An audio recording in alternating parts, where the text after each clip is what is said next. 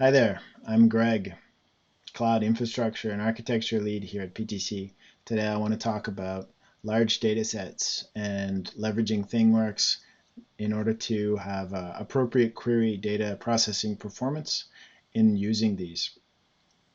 I'm sure many of us have been in a situation where we've been quite happy with getting everything connected up, getting data flowing into ThingWorx, getting it stored, and then we get to the next challenge. What are we going to do with it? How are we going to query it? How are we going to be able to display that in a mashup, in a grid, or just get that back to the users?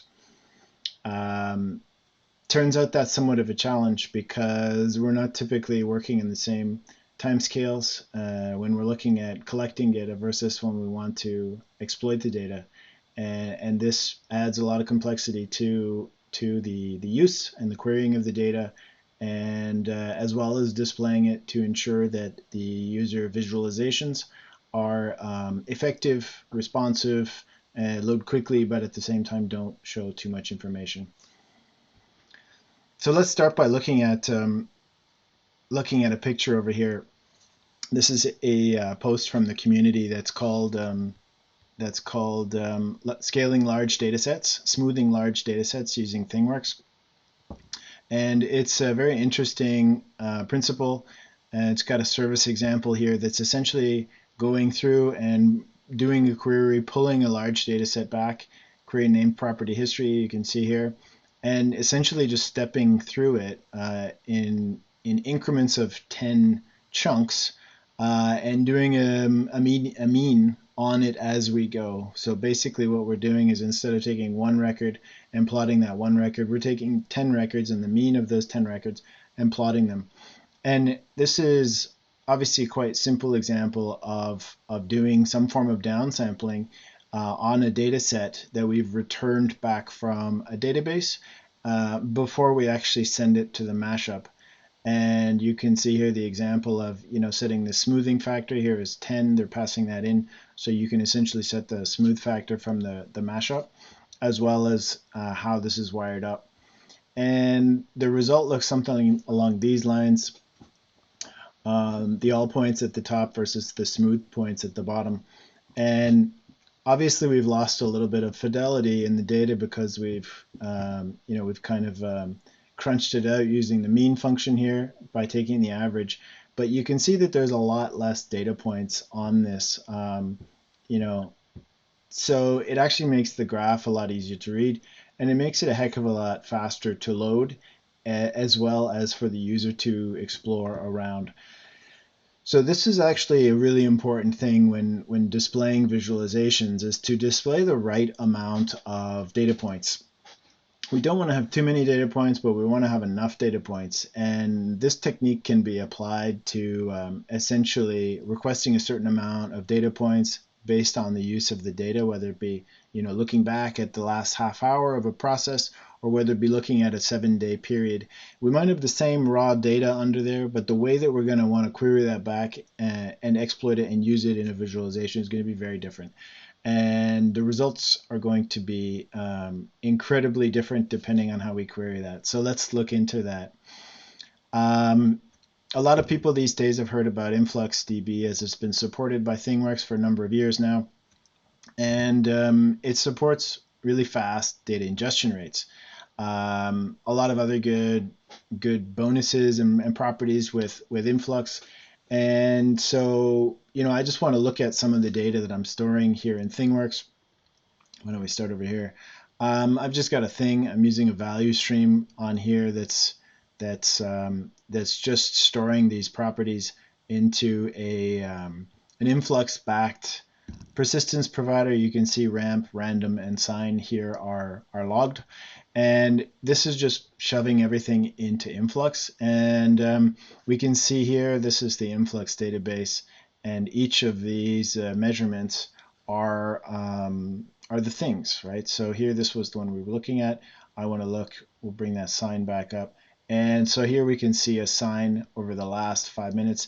Now these are 250 millisecond interval values. I'm not saying that you'd want to be collecting this much data, but I did want to use this as an example just to kind of look at some of the notions of different time slices and time scales as well as some of the functions over time, and also just to make this representative of looking at large amounts of data.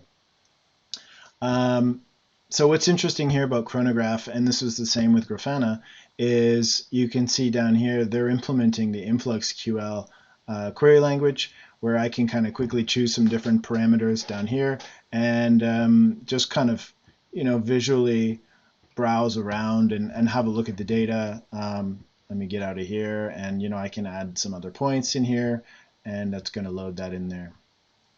So already we're seeing a couple things. We're seeing this is pretty fast, right? This is the last 5 minutes. You can see I've got relatively high fidelity, high resolution data in here. But what if I wanted to take that to a different time scale, as I mentioned earlier? So I'm going to come in here and I'm going to pick the date picker, and I'm going to go back over to the 14th down to the 21st. And this is actually going to take a while. There's a lot of data that's pulling back here. Presently, I haven't done any grouping. We're going to just get rid of the ramp. I haven't done any grouping. It's set on automatic grouping, but you can see already that this really gives me a nice ability to just continue to zoom in. I have lost the resolution on the fidelity on that ramp value, but it's fast, kind of gives me some ideas, and these are the median values over a 1 week period, right? So what I can see here is that each of these values is using the mean function, and this is one of the really nice things about any database, but obviously Influx, is that I've got these aggregate functions that I can apply to my measurements, my measurement fields. But I can also do this grouping. So this time bucket grouping essentially allows me to include a time bucket size that I want to essentially get data back for. And here I can say, as I mentioned, this is 250 millisecond. I can take this to 10 second and reload this, and I should be able to get a different granular view of the data. Now, it's actually loaded more points because of the auto setting that I had this on previously was automatically, diminishing the number of points. So you saw that the query actually took quite a long time, and it's actually showing us some of the representation of the sign. But because we're looking at a 1 week period, I'm actually just going to take this to a 1 hour time bucket. And there, you can see that loaded really quickly. I don't know how many points we have that have been returned, but this is really getting into the power of InfluxDB, is that we can essentially select a set of data, select some form of aggregate mechanism that the Influx database supports, and we can just get the data that we want. If I use a different example when I'm talking about data that we want, let's pretend these are some production counts or some form of counters that we want to look at. I can also just say I want a sum value instead of a mean value. Let's apply that on random. Let's get rid of sign for a second. Oh, we can keep sign, I guess. And what have we got over here? Let's take a sum on each of them. We can leave that. There we go. A sum on one and a mean on the other. So we do get some points across the time. This is 1 hour data across a 7-day period, but instead I'm just going to go 1 day. And I'm also going to change the visualization type to a bar. And you can see what happens right away is that was pretty instantaneous. Now I basically have two values, right? The sum of the one and the mean of the other. And I've got 7 days data with a 1 hour interval. And if I just change this maybe to 1 hour instead, I'm obviously going to get a lot more data points. But you can see how fast this is. And, here we're working on the database layer, right? We're not talking about querying data in ThingWorx just yet. So this is essentially from a performance perspective and, keeping each thing in the best person's hand. This is the type of thing that is the best to do in Influx before we even start talking about ThingWorx, right? This is going to keep obviously the speed of all of our application execution going, but it's also going to give us the ability to be able to write appropriate queries for the specific uses of the data. If I'm showing a user a trend over 7 days, or if I'm doing some aggregations for an analytics purpose, I'm probably not going to want to have the same data that's coming back, and I'm probably not going to want to prepare my my query in the same way.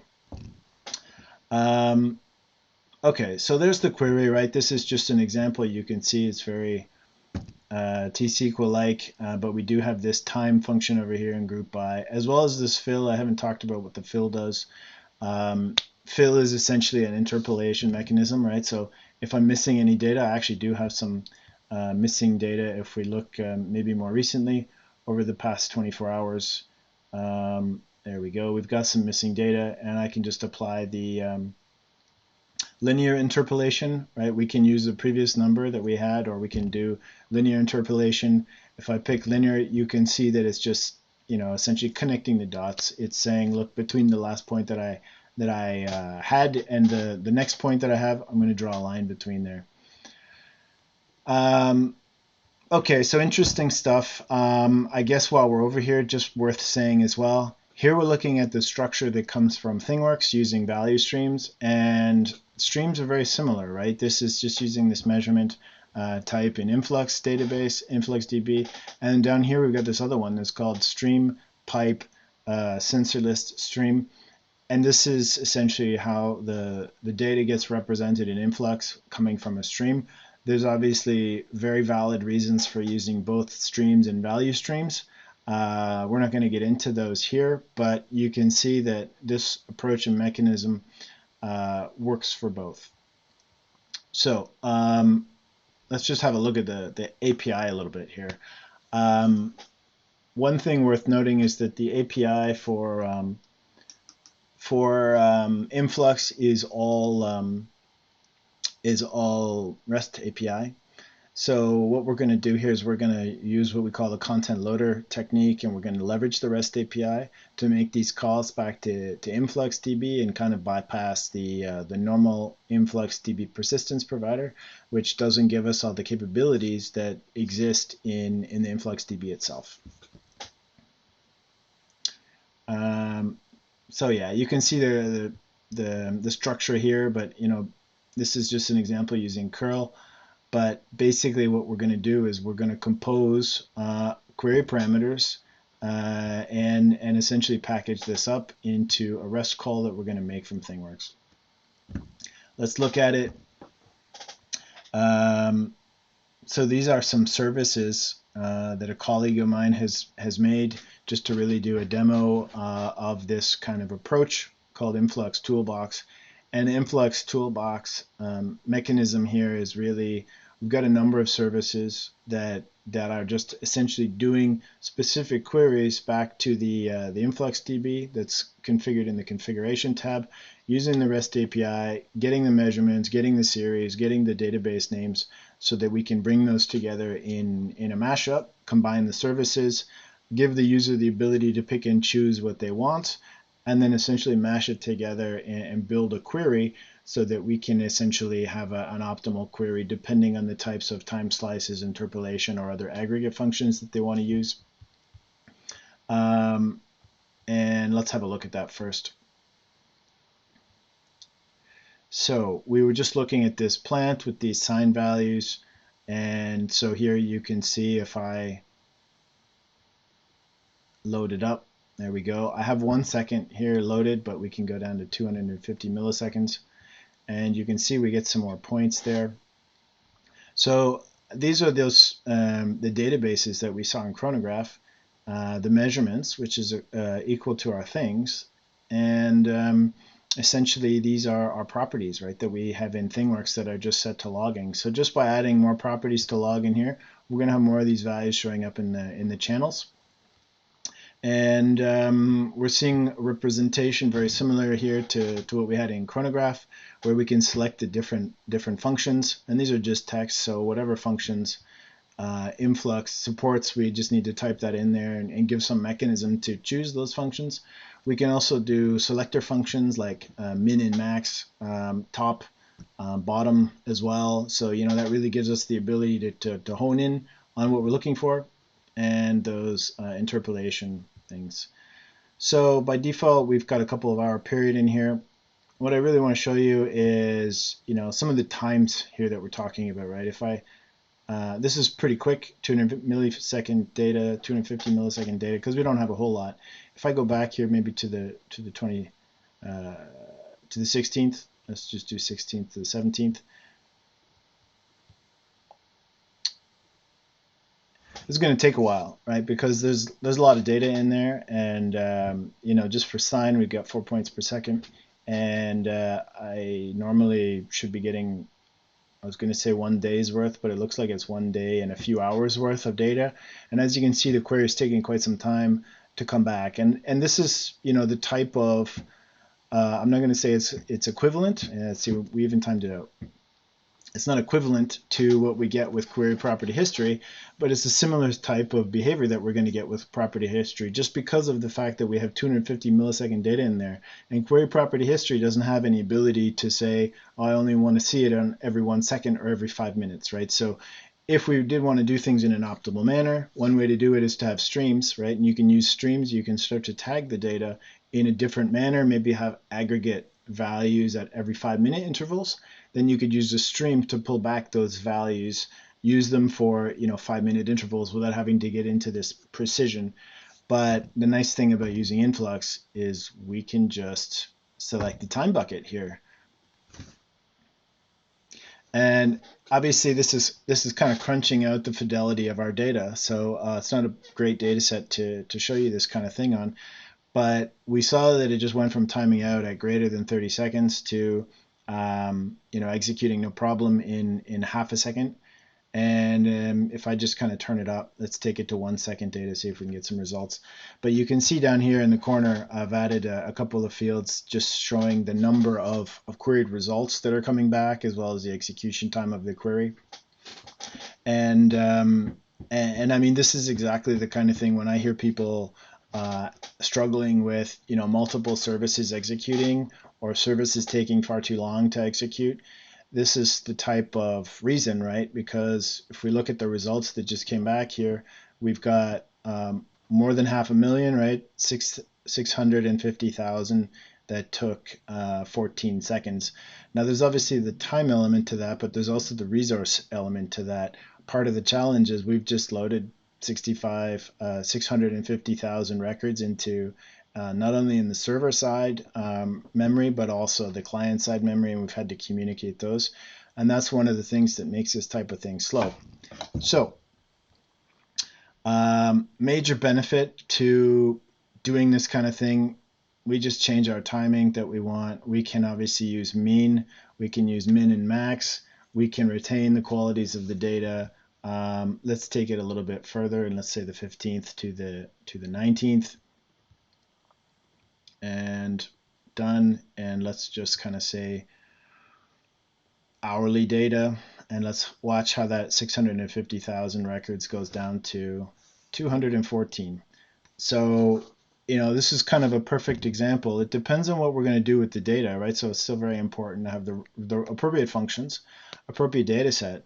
But, you know, here we just took, you know, what are millions of data points over a 7-day period, and we just crunched it into something that they gave us some usable results back in 300 milliseconds. Also, obviously, as we have 200 records, those 200 records, if I need to do any form of info table functions, you know, looping through those records, doing any form of KPI calculations, don't have to go through 650,000 records, right? So this is going to make all sorts of processing faster as well, and definitely recommend it. Let's have a look at the services.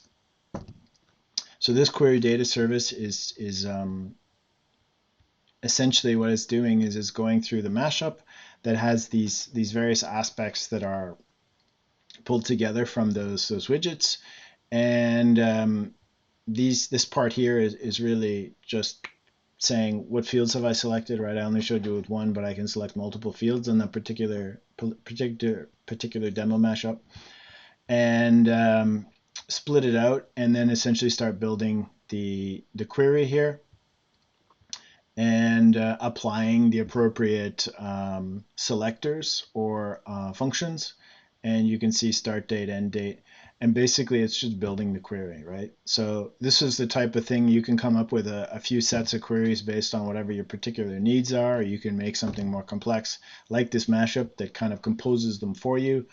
And then from there, we're passing the resulting query that was prepared over to this read InfluxDB content that is taking from the configuration the host name, the HTTPS address, as well as the username and password, and passing this in to essentially build that full query string that we're going to pass over to Influx. And I just logged this out here so that we can have a look at what this query looks like. Let's go and look on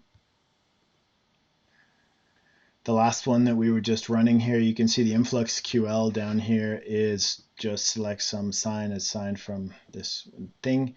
And we can see we've got the time range, and we've got this group by 1 hour fill none. So same syntax as we saw over here in Chronograph, right? Thing is, we've just transposed it into ThingWorx. We call this the content loader method for querying Influx. And I don't have it up here, but you will actually find a tech support article on the topic that goes into using this content loader technique that is essentially just getting a JSON object back from InfluxDB. So I hope use this video. I hope it's beneficial to people. Use this video to think differently maybe about how you're doing querying and how you're looking at preparing and aggregating the data that exists in your database. This sort of technique can also be done just using a relational database, using some of the database functions, using a JDBC connector instead of the content loader. But as you can see, it's a mechanism that's very, very efficient to get us data points to be able to build mobile applications that are snappy and responsive, and that are leveraging the capabilities of InfluxDB, as opposed to just the query property history, where it's really leveraging the info table functions. And this is not efficient to load hundreds of thousands of rows into memory. Have a great day.